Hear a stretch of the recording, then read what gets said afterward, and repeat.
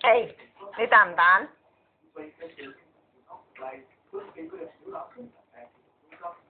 被告律師曾經建議法官考慮判被告到精神醫院接受治療㗎，但法官認為啦，現階段嚟講，判被告到住啱精神病治療更加適合。專家繼可以調整情況提出轉介建議。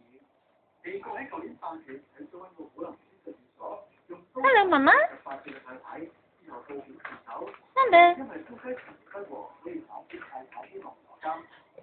法院證實被告被打傷成刀不明死，精神科報告就指。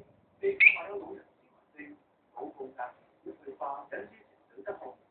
無線電視記者加住報導。有專家話，部分出現腦部前額葉症狀嘅老人痴呆症患者，可能會較衝動，失去自我控制慾望嘅能力。